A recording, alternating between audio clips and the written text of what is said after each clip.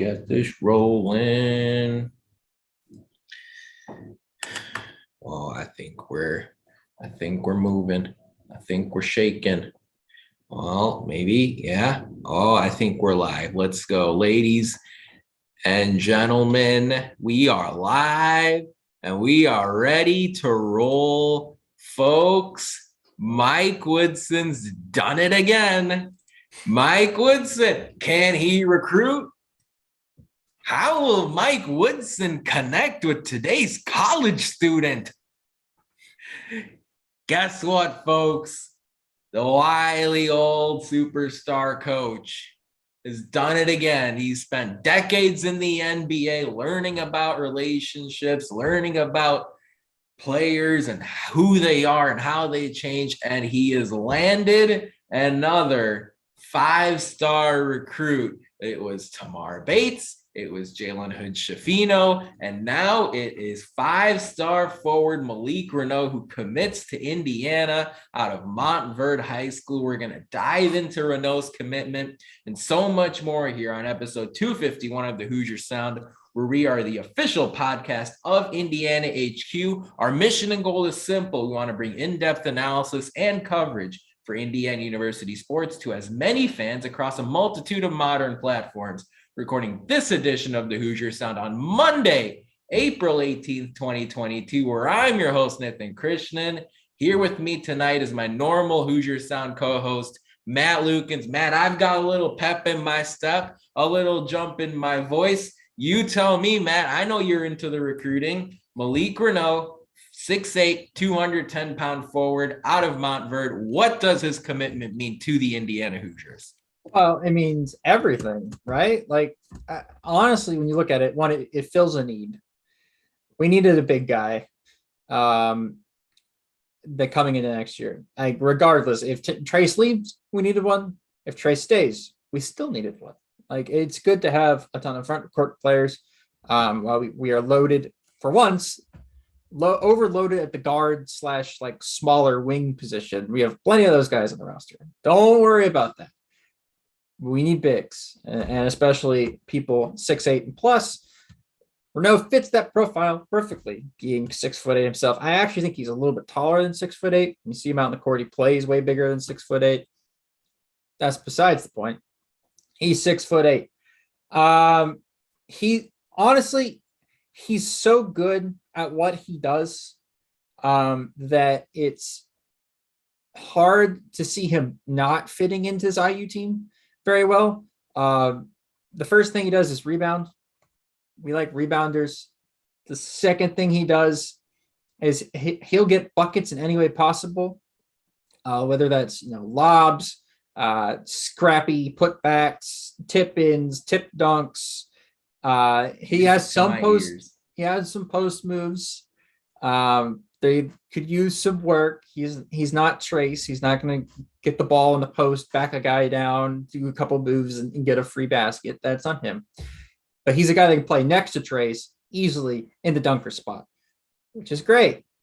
And then the best thing about him, and the thing that I think everybody underrates about him completely, sure, he doesn't shoot the ball like Trace doesn't shoot the ball, whatever. That's fine. He's a great passer. He's a fantastic either passer out of the post or from post to post. His high-low game is incredible, especially for a guy his age and his size and his skill set. So he's going to form a formidable partnership with whoever he gets partnered with. Now, I'm assuming that projecting to next year, if Trace comes back, he will be on the second unit. I don't think he displaces Race Thompson as much as people want him to be displaced. I don't think he displaces Trace Jackson Davis. I think him and Jordan Geronimo are going to be a legit rebounding duo because they're going to come in off the bench and be able to snag rebounds. And it doesn't even matter that they're the tallest of the two of them is 6'8". They both rebound like they're 7-footers. Okay. Yeah. Reneau's box outs are incredible. He's super powerful. He's got really strong lower body. So he just moves people out of the way. And then we know what Geronimo brings with his incredible leaping ability. So outstanding. Yeah. It's a 1-2 punch. Like you can't just box out Geronimo and be like, oh, he can't jump over us, because if you box at him, Reneau is down low on the other dude who's boxing Beautiful. out, and he can't get position to get the rebound. So we should be a really good rebounding team next year, which is music to my ears, just something that IU hasn't totally. I mean, IU's been an okay rebounding team, but next year we should be elite, especially off the bench. And that's something I'm very excited about. Logan says, hey, on his Instagram bio, he says he's 6'9". 24/7 Sports calls him 6'8". Look, Indiana. He's taller than 6'8". They'll officially measure him here when he steps on campus in the summer, and we'll get an actual mention of that. Look, as far as I'm concerned, right, we talk about this a lot, right? The NFL draft is around the corner. A lot of times they say, well, do you want to focus on position, or do you want to just take the best player available? And getting Malik Reneau is an example of getting the best player available. You know why? Yes. Because when basketball season starts, as we've all seen, there are going to be injuries, there are going to be suspensions, there are going to be illnesses, there's going to be this, there's going to be that. Regardless of what Trayce Jackson-Davis decides going forward, adding Malik Reneau is a great thing for Indiana University going into next season. The front court looks outstanding, right? You think about Race Thompson, Jordan Geronimo, I lost my train of thought there. Race Thompson, Jordan Geronimo, Trayce Jackson-Davis, and now Malik Reneau. You add in the front court ability of Kaleb Banks, who's going to come in at 6'8" as well, a player I'm really excited to watch. All systems go here for Indiana University. To give you some additional background on Reneau, 6'8", 6'9", 200, depending on what you're looking at. Out of Montverde, right? The same high school as Jalen Hood-Schifino, the 5-star point guard who's committing to Indiana. Hood-Schifino accompanied Reneau on his visit on campus in Bloomington. That's exactly the kind of thing you want to see. You go follow Jalen Hood-Schifino on Instagram and you look at his story.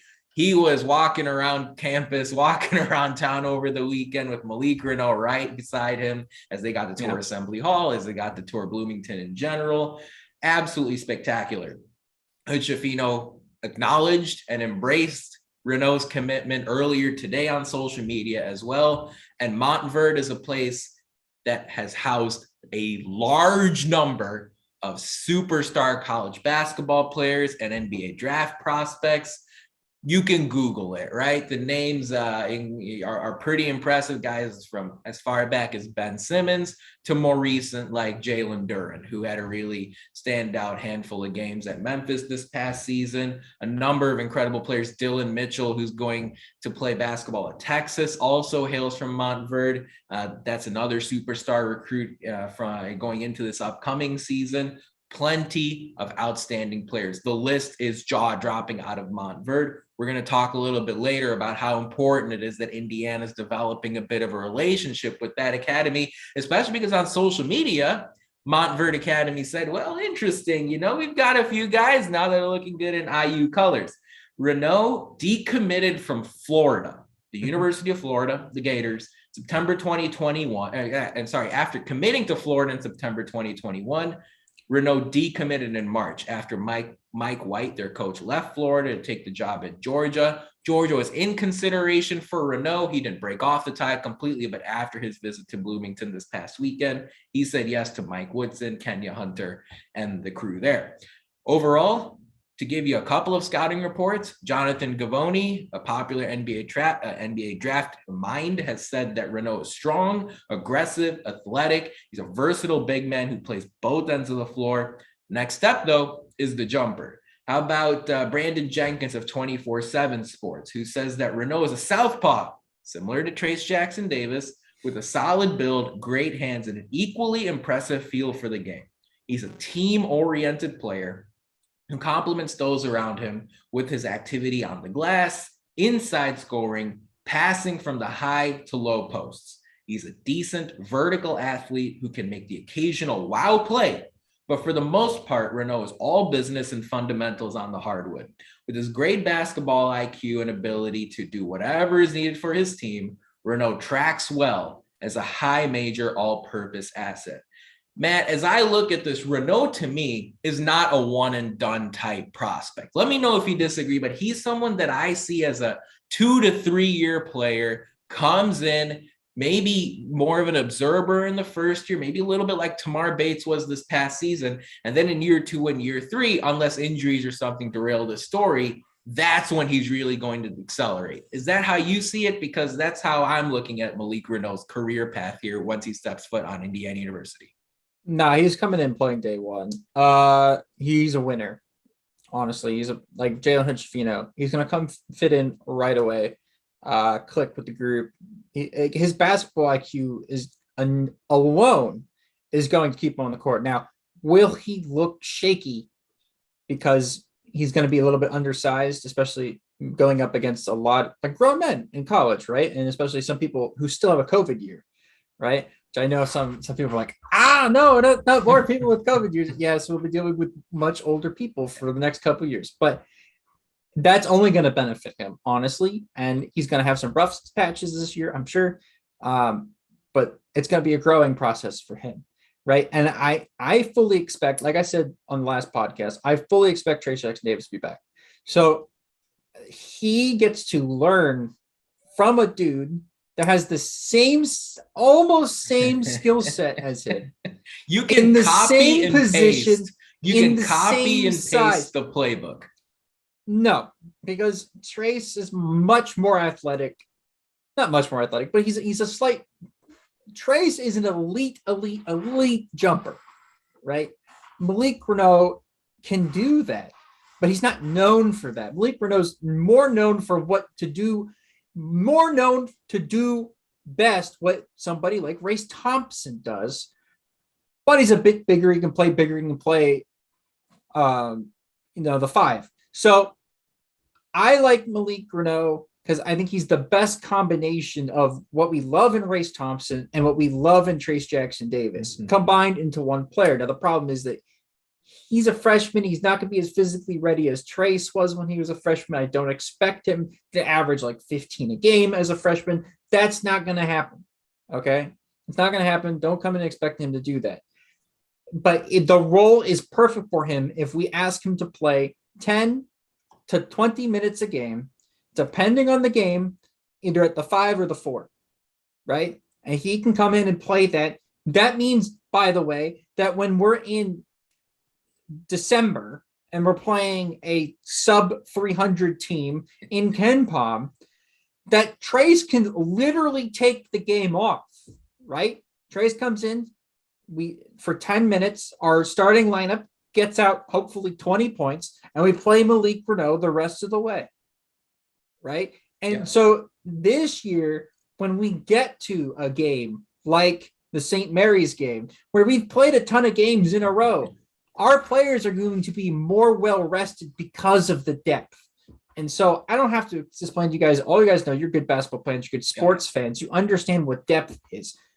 But Malik Reneau is quality depth, which is something that IU has not had since the 2015-16 team that went to the Sweet 16. It's been a while. And then Forrest Gray echoes those sentiments in the live chat. He says Indiana's 10 deep. And I think they're bigger than 10 deep. They're like 11 or 12. Actually. I mean, should we just rattle off the roster? Yeah, let's go. If you go over to indianahq.com/scholarships, you can see the layout here updated for Malik Reneau's commitment. Here we go. This is from least years of experience left to most, right? So guys with 1 year left, Xavier Johnson, Miller Kopp, and Race Thompson, right? So you look at that and you say, okay, experienced players. Technically, we are still awaiting official word from Xavier Johnson and Miller Kopp on their status for next season. But until you hear something different, I would assume both players are on board for this upcoming year.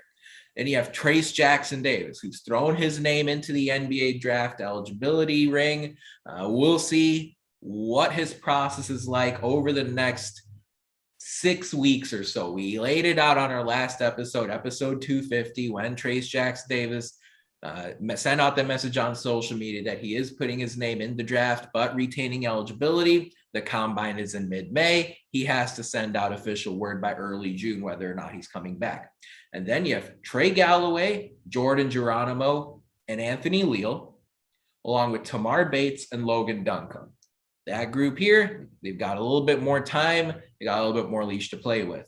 And then the incoming freshman now, Kaleb Banks CJ Gunn, Jalen Hood-Schifino, and Malik Reneau. It's a recruiting class that ranks fifth right now, like five in college basketball on 247sports.com. And it's the top class in the Big Ten, jumping Ohio State and Michigan and Illinois.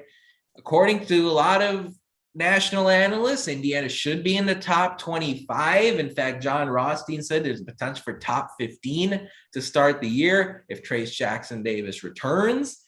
Matt, I think even if TJD chooses to move on to the next level, Indiana is a top 25 team. And Matt, look, IU hasn't been ranked in a few years. This is not a joke, folks, to get a little personal with all of you, right? I left my previous job, got an MBA, completely switched my career, and moved halfway across the country in the time that it's taken since Indiana's last appearance in the AP poll. So do you think it's fair to peg Indiana as a preseason top 25 team, or do you think they have to earn a little bit of trust here in the first few games of the season? They got to earn it.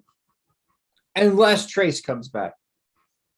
Because then the ceiling for this team no longer goes from, I hope our freshmen develop really well.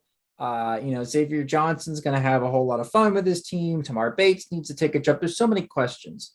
Yeah, Trayce comes back. A lot of those questions are answered. Like, we got a go-to guy who really should not still be at college. Like, let's be honest, he should not still be at college. He's going to be an all-time statistical leader at IU, and somebody who is going to be immovable from the starting lineup, and honestly from the all Big Ten teams and all American teams next year if he comes back.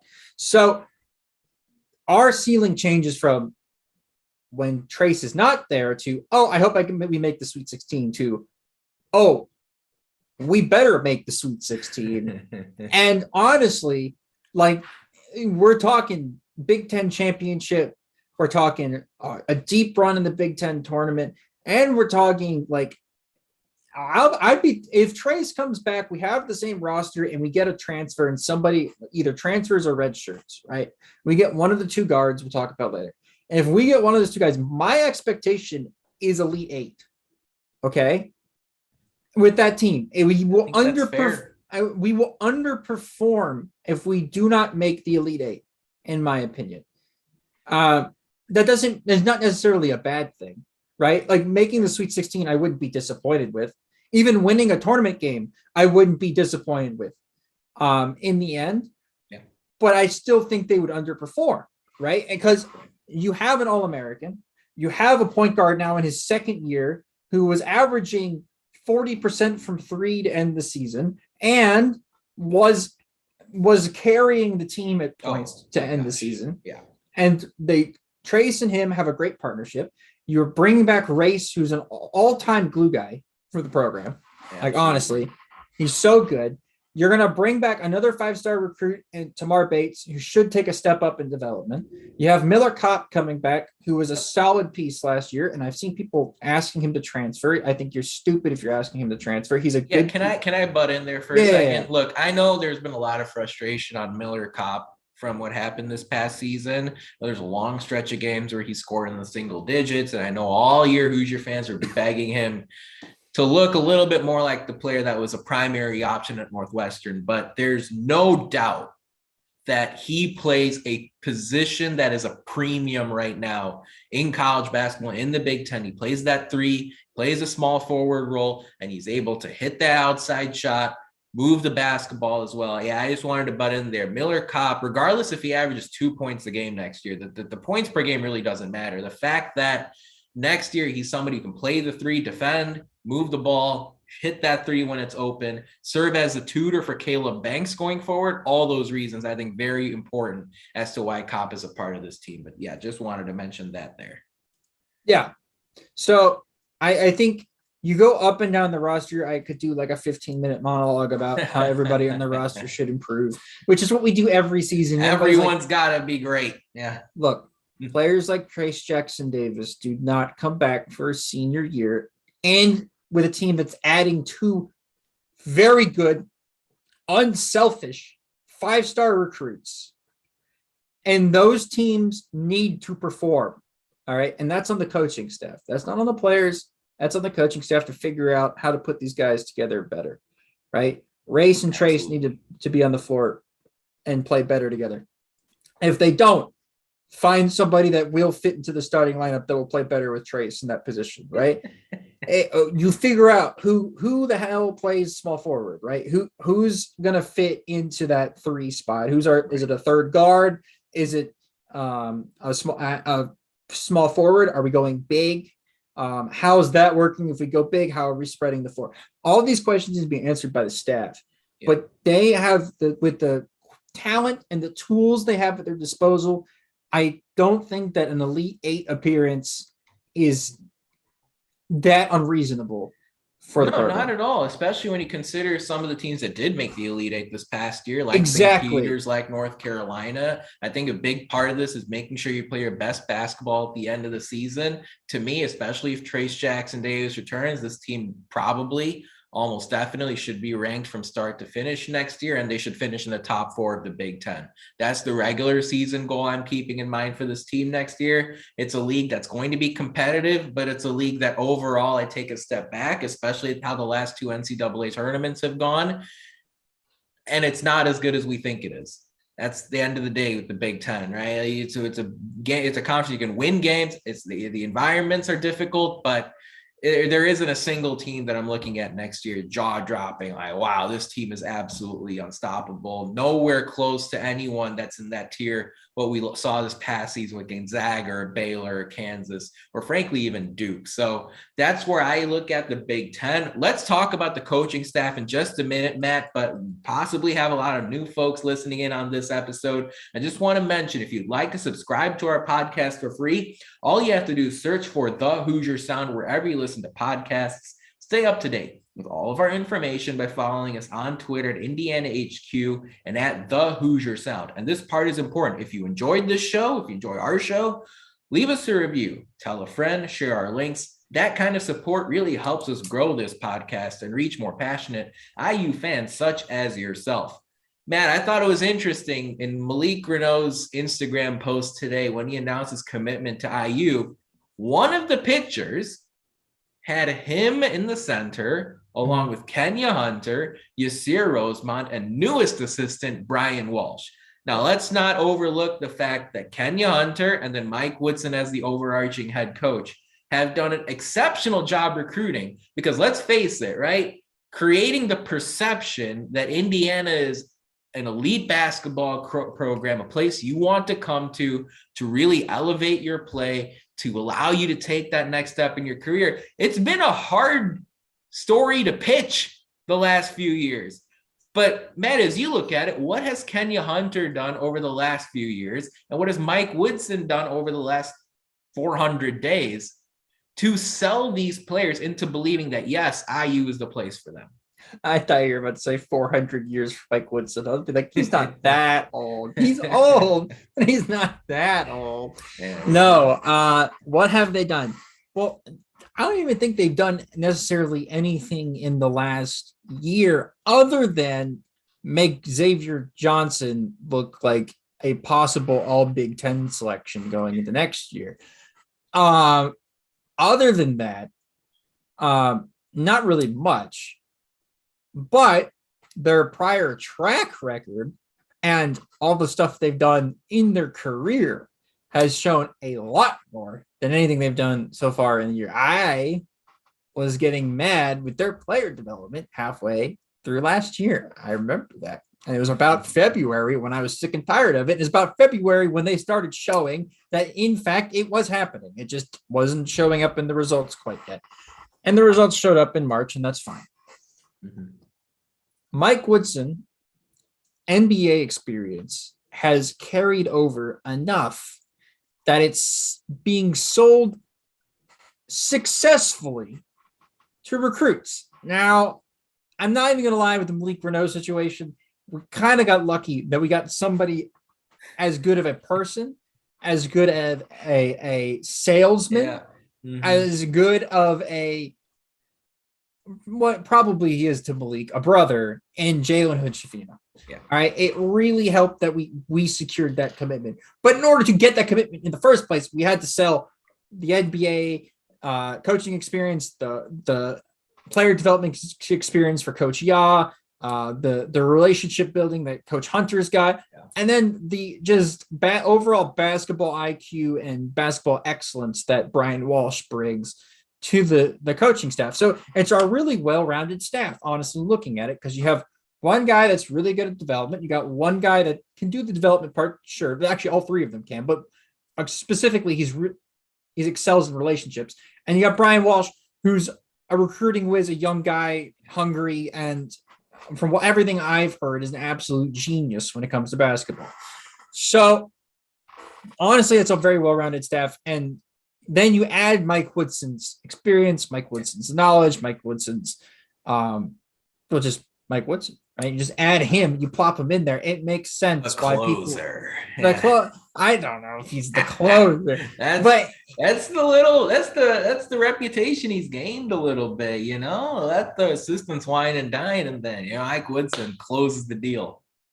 But Mike Woodson, to me, he seems like a guy that's kind of like Archie. It's really weird. They're kind of very similar. Like, he's just going to tell you how it is. I don't see that. Yeah. No, Archie and him are the same thing. Archie and him are like, they're like, we got to rewind on the DVR, man. Yeah. I don't know. I know some people are gonna be like, huh? I'm like, don't ever compare him to Archie. Yeah, you're gonna have to dig out of this one. I can't wait to hear this. Yeah. No. Archie was, to his own fault, I'll tell it how it is person, right? Because and an immovable object, right? He was so stubborn. He was so stubborn and so confident in himself that a lot of times he would want to do things that were normal for IU coaches because he didn't think it was something he wanted to do, all that kind of stuff. Mike Woodson is so confident in himself that it works, and that's why he's the closer. However, Archie didn't work because he didn't have the swagger that Mike Woodson has. He's not Mike Woodson, and he's not Mike Woodson, right? So comparing them is a little bit different, but I can see the similarities, and there's similarities in a lot of head coaches. But Archie just jumped into my head because I remember when Archie got Romeo. Romeo remarked when he committed that, Archie came in and was like, "Hey, you're coming. Like, that's it. Like, we want you." Like the pitch to him was that, look, all my assistants and whatever, like, they're all sweet to you, building a relationship, whatever, that's great and all, but like, I need you.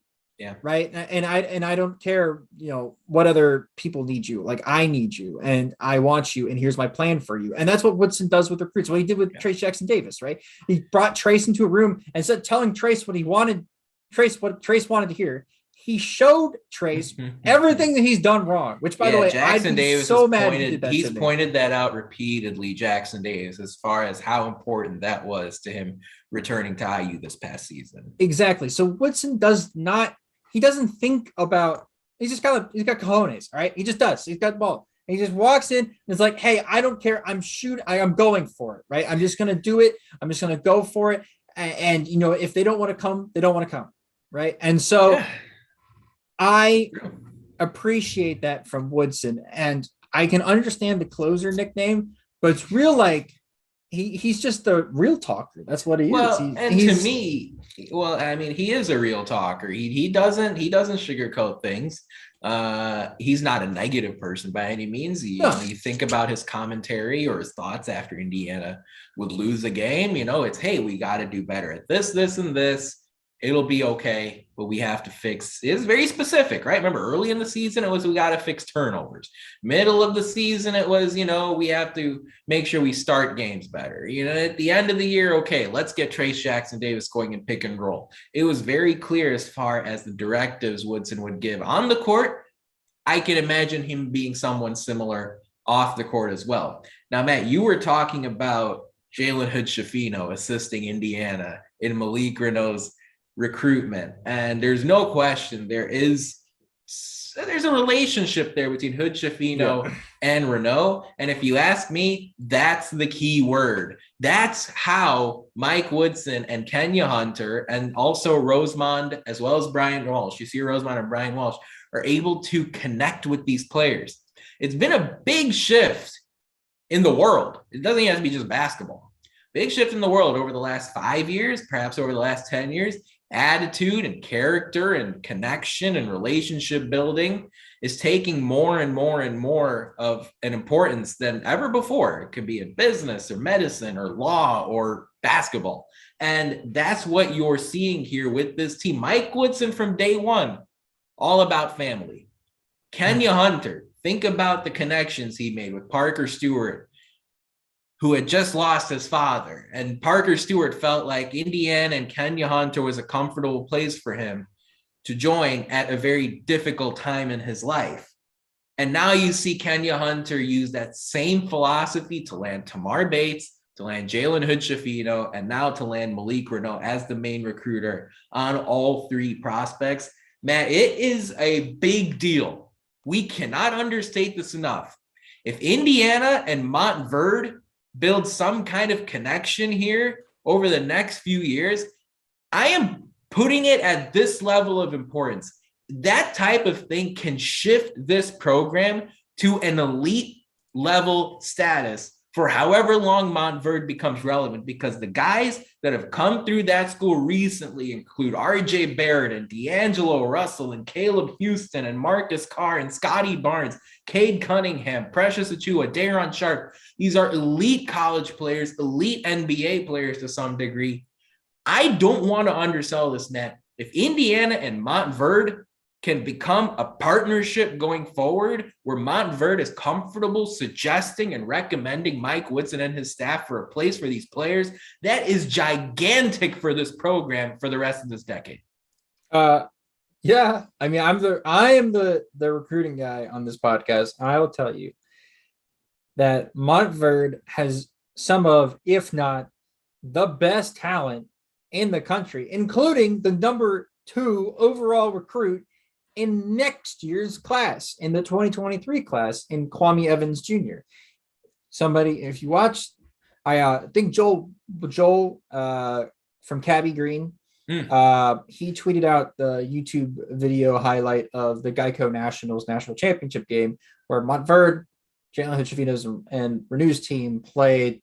I think it was some academy, Link Academy. Yeah, and who had a bunch of 5-star recruits in this year's class and next year's class. They were a loaded team as well. Kwame Evans Jr. was partially the reason why Montverde won the game through his shooting, clutch shot making, and his rebounding late on in that game. And as a junior in high school with a bunch of seniors, a bunch of 5-star, a bunch of guys that are going to, Nick Smith and a bunch of other guys that are going top of their class. Okay. Basically half of Arkansas's team. And Terrace Reed, who's going to Michigan, he looked extremely comfortable, and not just extremely comfortable. He looked better than them. All right. And he's number 2 overall recruit in next year's class. He's a Montverde guy. He's somebody that's taking a visit to IU. In fact, he took a visit to the Purdue game, which was a pretty good game to take a visit to. Nice. And now he'll have 2 of his buddies and his older pals that he's played with for a couple years now at Montverde up at IU. So that's somebody you should take an eye at. And then in the 2024 class, Derek Queen is somebody to take a really, really interesting look. Again, we're going to need big guys at some point down the road. Derek Queen, 6'9", 220 center, sophomore in high school right now. He'll be a junior next year. And then he'll be a senior the year after. So he won't be on IU's campus for at least 3 years. But he is a huge get. Well, he'll be a junior next year and then a senior the year after. Yeah.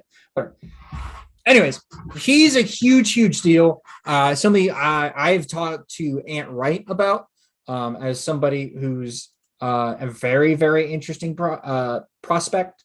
Right now, Maryland is like all over him. Like he's their go-to guy for Maryland. But I really like the idea of having a Montverde pipeline. Now, that does not mean that IU is going to have a Montverde player come every year. That's not how that usually works. For instance, Kentucky is very well known to have kind of like a pipeline from IMG They always get IMG's best player. If you just look back through the recruiting rankings, for some reason, IMG's best player always ends up going to Kentucky. If we can make that sort of a thing with IU, that's a really good position to be put in. I wouldn't count on it, but regardless, is something that IU is now getting close to, right? With getting 2 guys, that's fine. By the way, Tamar Bates from IMG. So we now have gotten 3 5-stars in the last 2 class, all from Florida. Yep. All from that prep basketball scene in Florida. Exactly. I'm telling you, I'm loving it. It's going to be fantastic. I'm very happy. I'm actually really happy about the Malik Reneau commitment, because he's a guy that comes from South Florida like me. So whenever I get to, I'm hopefully will be able to go to a game at some point. Since this is my last podcast in the United States. But when I get back from Japan, hopefully, I'll be able to go to a game and hear, it's from Florida, right? It would be so cool to hear Chuck Crab up there. I sadly didn't get to see my boy. What's his name? I'm forgetting his name now for some reason. He actually went to my rival high school here in Stewart. Will Sheehy? Will Sheehy, yeah. I didn't get to hear Will Sheehy from Stewart, Florida, talked about. So this will be the slight consolation, one total consolation. Someday I'll be able to hear that. One day. I love it. Well, yeah, that's where Indiana is. And I mean, it's going to be so important that Indiana gets that link with schools like Montverde, schools like IMG Academy. It doesn't mean you disregard the state of Indiana in recruiting. Mike Woodson is not. Look at Anthony Leal. You look at CJ Gunn. I'm sorry, not Anthony Leal. You look at CJ Gunn. You look at some of these recent additions here going in. This is just his first full recruiting class. So really exciting to see where this thing is going. We're going to answer some of your questions in the chat here in just a moment. We'll also give you a potential player comparison for Malik Reneau here in just a few minutes. But first, we just wanted to give all of you a social media shout out where you can follow us, where you can find us on all our socials. You can find us on Twitter, Facebook, and YouTube at Indiana HQ and at the Hoosier Sound. That's where you can find us on those platforms. Matt, on Instagram, we're not Indiana HQ, but what are we? Indiana.HQ. And that's where you can find us there. All our podcasts will be uploaded to all the platforms you love listening to podcasts to upon conclusion of the live recording here. We usually do these on Tuesdays, but give or take a day or two based on any important news that comes through. Last week we jumped on, did an episode right after Race Thompson announced he was returning. This week we're doing our episode right after Malik Reneau, 2022 5-star power forward, announced his commitment to Indiana University. I see John's question in the live chat here. He says, hey, will Malik Reneau be replacing Trace Jackson Davis? That's a question that's going to be, answered by the coaches here. It's going to be answered by Jackson Davis. If Jackson Davis returns, I don't see it being a situation where Reneau plays 30 minutes a game. Okay. So obviously Jackson Davis will be the alpha on this team if he does choose to come back. If Jackson Davis moves on, there are a lot of similarities between Malik Reneau's game and Trace Jackson Davis's game. The height, the weight, the left-handed post presence. Of course, as Matt pointed out, there are some differences as well. The passing ability, things like that. Hey, what's their growth trajectory going to be once they come on campus? No one had a strong idea whether Trace Jackson Davis is a 1-year player or a 4-year player when he joined Indiana a handful of years ago. Similarly, while I don't see Malik Reneau as a one-and-done prospect, hey, you know what? Anything's possible. We'll see how it all plays out. Now, Matt, again, Reneau, 6'8", 210-pound forward, left-handed finish. You look through the scouting reports, you hear someone who's a strong, aggressive, athletic big. You think about someone who is active on both ends, someone who's a team-first player, someone who compliments those around him. Talk to me about someone that Malik Reneau reminds you of. It's not apples to apples, but a current or former player, NBA, collegiate, just a rough ballpark comparison. I'm curious to hear what you've got. Some people are going to find this a very interesting comparison. Like I said, a couple of very interesting things on this podcast, but this might be the most interesting out of all of them. I see a lot of Kevon Looney in Malik Reneau. I do. Oh, sorry, Malik Reneau. I keep saying Reneau. It's Reneau. But I will say I need to get some kind of official confirmation on that. We'll get there. Even at the Geico Nationals, they were going back and forth there on the ESPN broadcast. So one day we'll get official word, probably from IU, and then we'll go running from there. But I see a lot of Kevon Looney. He's a guy that's not there to score 20 points in a game, right? He's just not. If he gets points, great. Thumbs up. Like, that's fantastic. But he does everything else. He does whatever he possibly can to win. And as a big guy, he's very switchable. Like, you can switch him on to a lot of different people. He's a mismatch, right? There's going to be a mismatch if he's on like a point guard, but he can do a bunch of different things, and he's not a negative player at all. He's not a carry, right? He's not a guy that's going to go out there and get you 20, but he's going to be a guy that's going to be there and will just play winning basketball, and that star basketball players want to play around. Like, he's a dude that just makes a team better. So that's who I say. I like that a lot. I think Looney is someone who is underrated on a winning team, and that's the kind of thing Reneau could be. Fun fact about Looney too, he is one of the 5 NBA players this past year who played every game. And so you think about availability possibly being a strong suit of someone like Reneau. That's a wonderful trait to have going forward. This is going to be weird, but the Pacers fans in the audience might like hearing this, or the Xavier basketball fans in attendance who are listening to this podcast might like to hear this.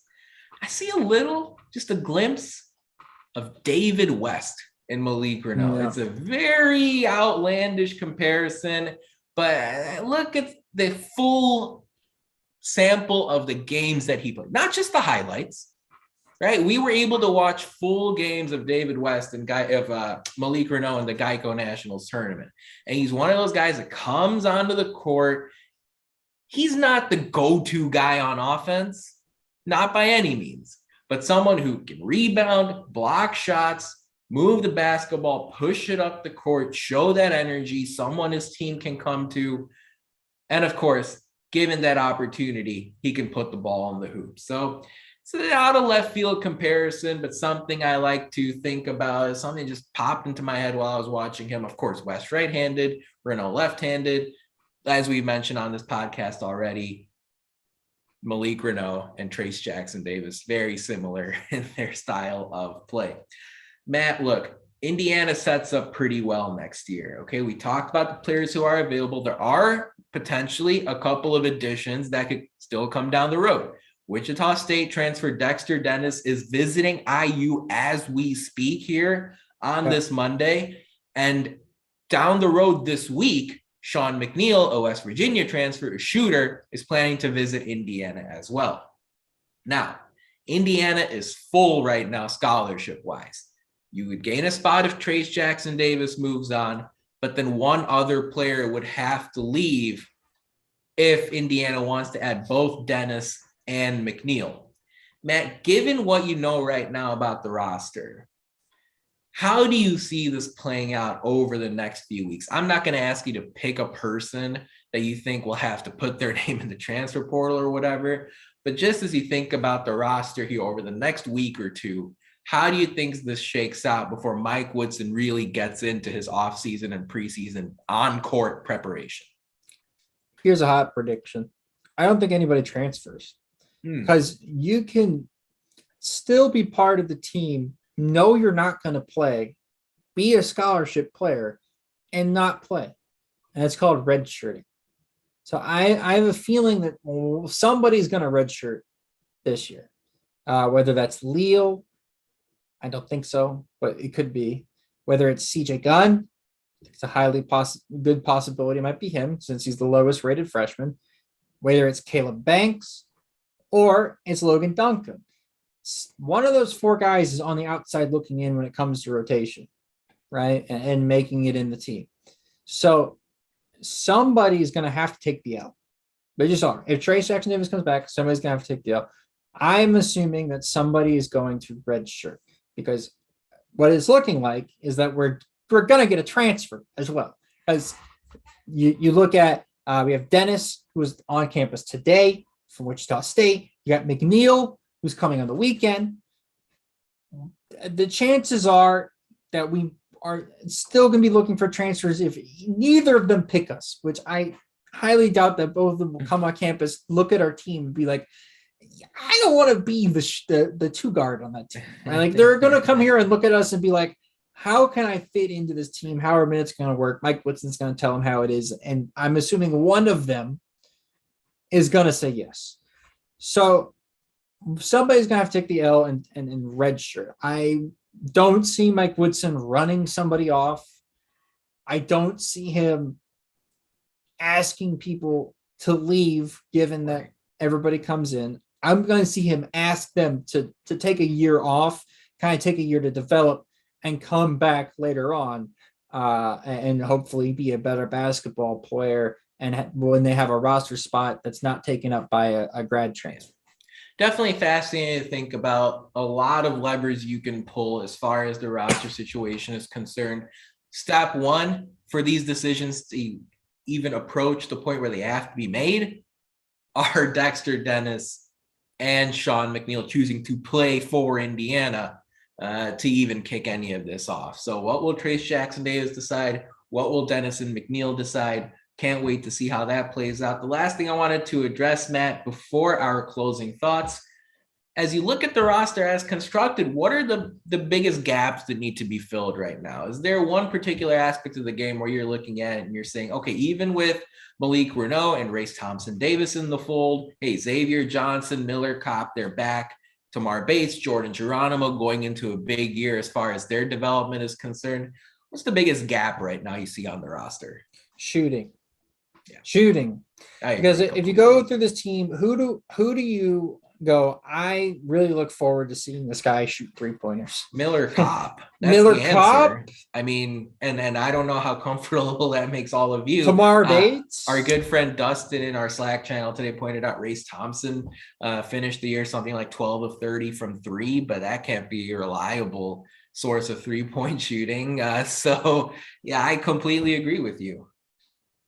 Yeah, so I honestly, like, I'm sitting here like, we need another shooter. That's why Dennis and McNeil are so big. Now, Dennis scares me because, while, yes, he would come in and almost immediately be our best perimeter defender, which is crazy. Absolutely. Which is crazy because, Xavier Johnson's already a really good perimeter. This guy was the defensive player of the year in a good conference, in a really good American conference. Okay. Like they included Houston. Okay. Houston, who was known for their defense, yeah. Memphis, like he was the defensive player of the year. He stood out on a okay Wichita State team. He shot like 29% from three, but he shot 40% a couple years prior. So it's like, is this a motion thing? Is it a confidence thing? Is it a shot selection thing? Like shot selection can be fixed, right? You can tell him, hey, maybe don't take contested 3-pointers. That's not your job. Whereas if it's a confidence thing, now we're talking like sports psychology, right? Like how do we fix that? Right. McNeil, to me, I like more. Right. But he doesn't bring an all conference defensive thing. So it's kind of like, seen, right? Sometimes with great shooters, the downside is, hey, they're beatable out on the perimeter.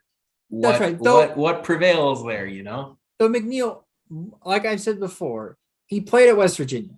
So Bob Huggins is not going to give time to a dude that can't defend. All right.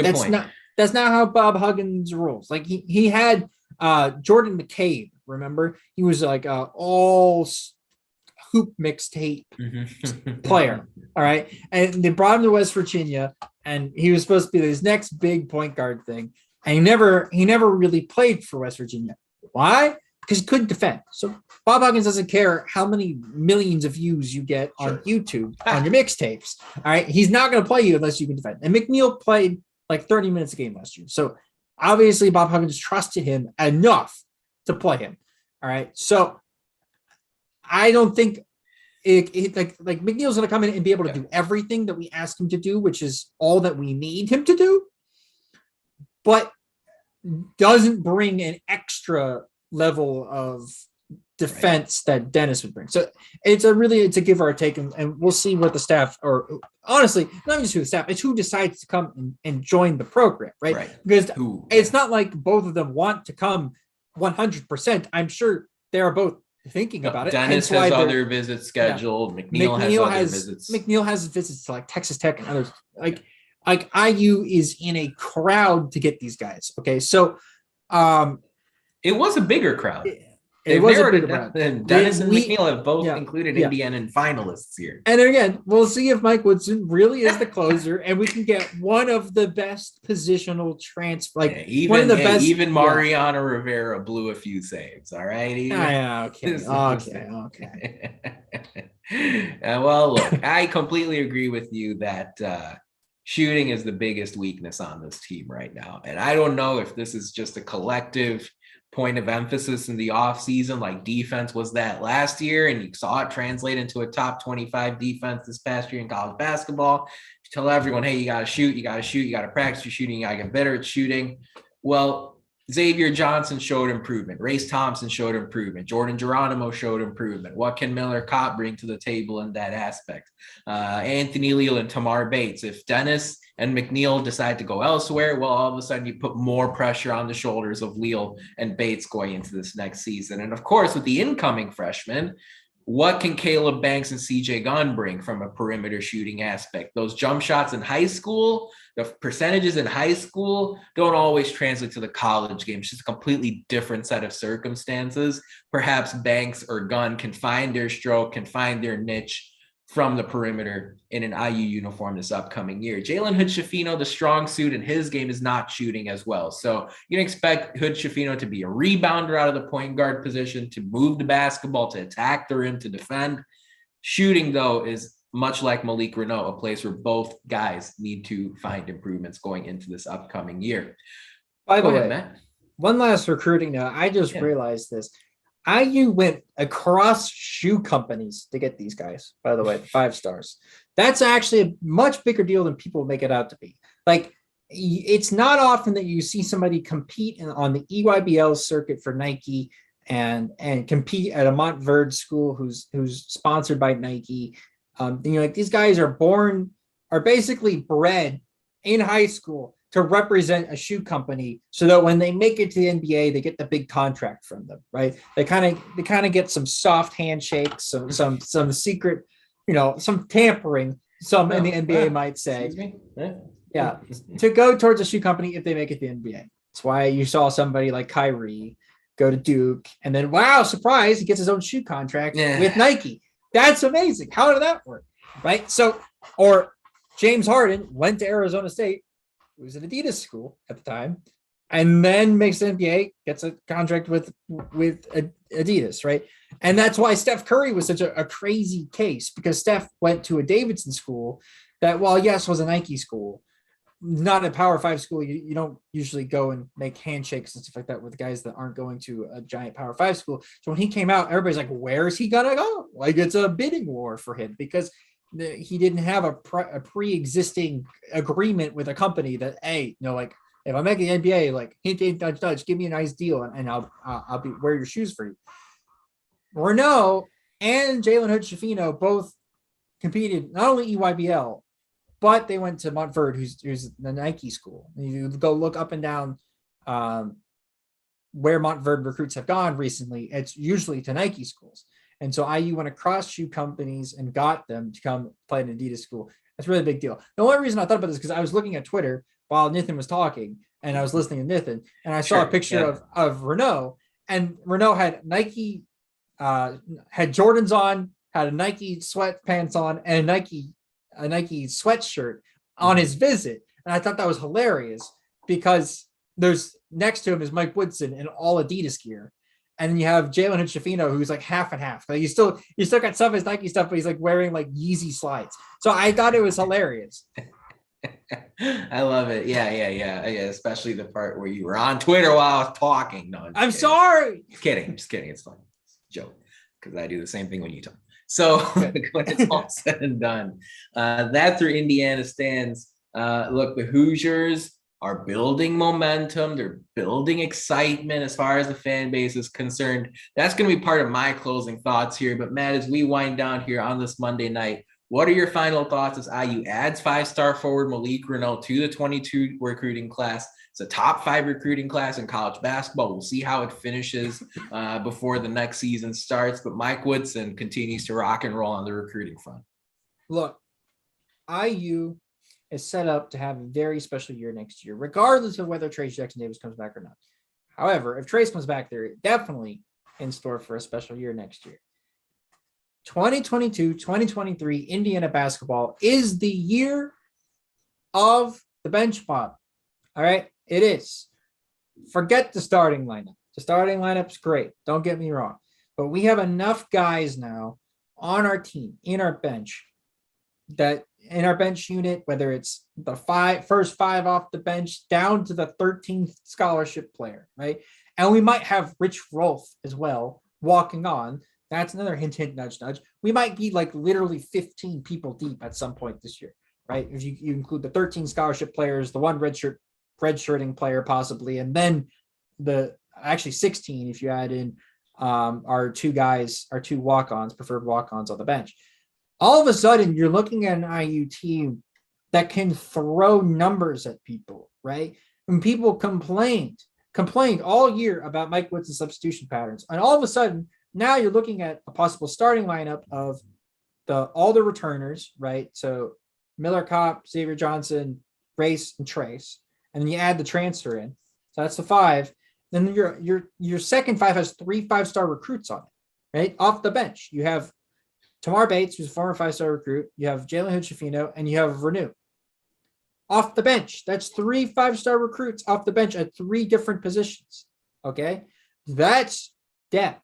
That's quality depth. That's winning depth. You look at teams like Kansas. You look at teams like Duke. They have this. Every year they have this. This is something that they just constantly have. And it creates the ability for them to win games that they win normally if their starting lineup isn't playing well, because they can bring guys in off the bench, they'll play well, they'll be able to perform at a high level and make up for a starter that maybe is not playing well. They'll push the starters in practice. This is all really good stuff. So I really, really, really, really am excited. And I know I'm normally excited about IU, and we go, oh, they're going to make the Sweet 16 this year. I can see them win. I'm serious this year. Like I'm dead serious. This is a special IU team they're building. Now, there's got a lot of things that still need to happen. There's a lot of stuff that we have yet to see happen at IU that needs to happen this year for the team to be well. It means Tamar Bates needs to improve, whatever. But the building blocks are there for this team to be good, and I will be disappointed if they're not. We'll find out how all that plays out. Yeah, I'm curious to hear about draft decisions, to hear about transfers across the conference as well. You know, how do all these things, play out over the next handful of months? Here's the thing for me, okay? This is how I'm going to wind up here. Look, IU fans get a lot of notoriety for what have been some pretty, ridiculous habits over the course of the last few years, cursing at players at games, really taking out frustrations on social media and mentioning recruits and all that stuff on Twitter. Like, don't do any of that. But here's the thing that works with IU basketball fans.